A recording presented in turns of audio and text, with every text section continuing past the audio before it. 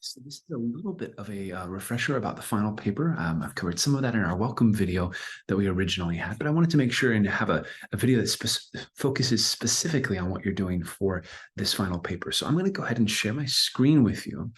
And we're going to take a look at this together. This is back in the syllabus. So all this information is over online on Canvas. So you're welcome to access that at any point and I'd even encourage you to take this rubric that we have here and put it into the document that you're working on with the final paper so that you can look at it. And of course, you'll delete it when you're formatting and everything at the end. But keep this in mind, and it's almost a checklist on how to go about writing this final paper. So the final paper is due at the final exam time at the end of the last week of class, and you'll see a couple of broad things to look at here. I'm going to go over what's in the syllabus, and I'm going to add some supplemental kind of information as we go along too, that hopefully will help you as you're doing this. Right at the beginning, you should be starting this here this week because it's a larger paper and it makes up a good portion of your grade, right? 200 points. You should be thinking about this now and beginning to pull things together for the paper. So, and as you're going through the process, please reach out to me if you have questions or if there's a way that I can assist you. Happy to brainstorm, happy to answer questions if you're not sure if you're doing it right or not. Just reach out to me, please. All right, so your final paper.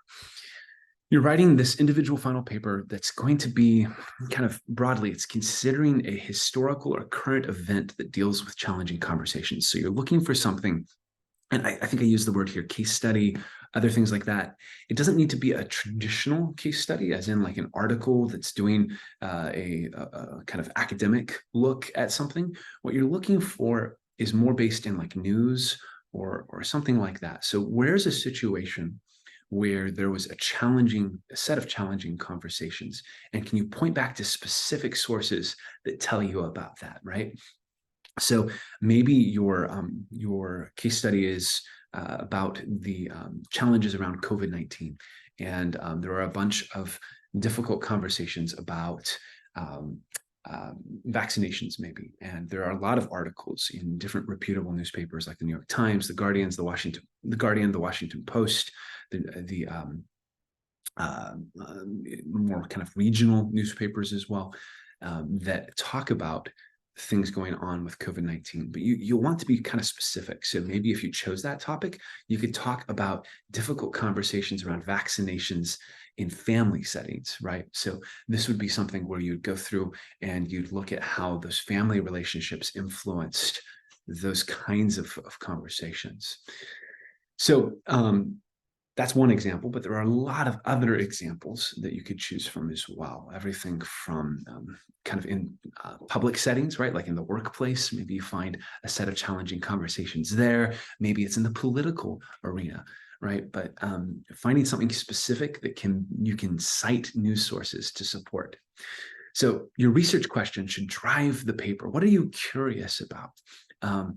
Is it something like, what kind of conversations happened in the family around COVID-19 vaccinations, right? Maybe that's your research question. Maybe it's something like that's currently happening in either national or regional politics, right? It could be something around if you're in the Pittsburgh area, and there's a lot of conversations going on right now about a bunch of different topics, but recently there were some reporting around the different infrastructure issues that Pittsburgh has been having, and maybe you're curious about that. And your question could be why or what kinds of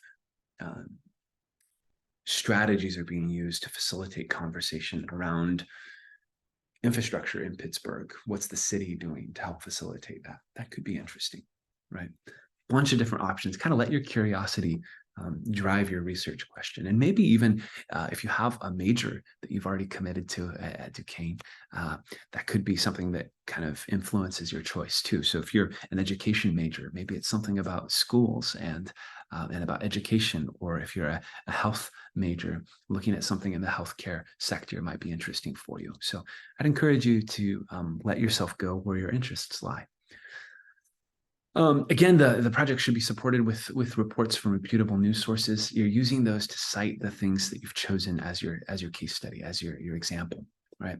So you've got the major portions of the paper are your case study, but then you also have your course texts. So these should be the 3 required course texts in this class. You should be choosing 5 different concepts from these texts, and you're bringing them into conversation with the case study, right? So if you're looking at conversations around COVID-19 in the family space, and maybe one of your concepts is Start with Heart from our Crucial Conversations book, and you look at how that was done or not done in some of those case studies, why that might be important, right?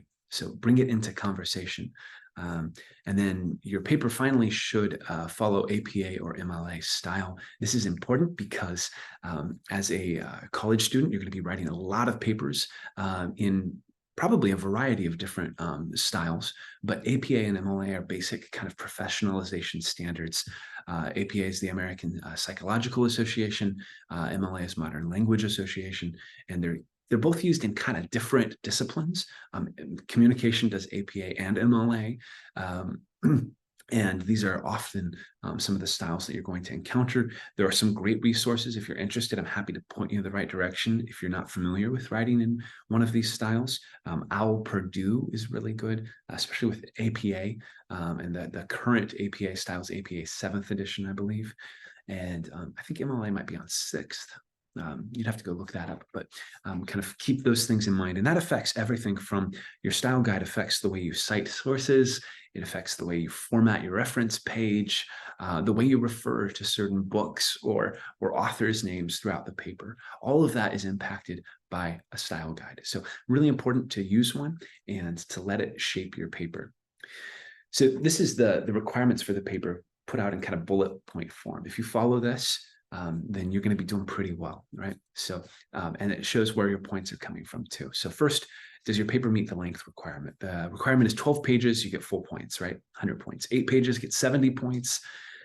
5 pages gets 50 points, and kind of down the scale, right? So I encourage you, if you can meet that paper requirement, that page requirement, you're going to be able to get half of your points right off the bat there. And then you're going to identify a case study on communicating with civility and challenging contexts. Your research question needs to be clear. That's worth 15 points, right? We talked about that already. You're going to cite 2 to 3 news sources, right? At least 2 to 3 that describe your case study. That's not too many. You can find those pretty quickly, right? If you're doing COVID-19, there's a bunch of case studies to draw from there. That's worth 20 points. And then you're identifying 5 concepts. Each of those are worth 10 points for a total of 50 points, right? You can even draw from your CNQs that you've been doing throughout the course. That might help you. And then finally, it follows proper grammar and formatting, back to our conversation about APA and MLA. That's worth points there. Also, proper grammar, making sure you do an edit. I have frequently heard from some of the teachers that I respect in my life where they talk about writing. They say writing isn't writing, right? Just putting words on a page, typing it all up. That's not enough, right? To really make a quality paper that you can be proud of.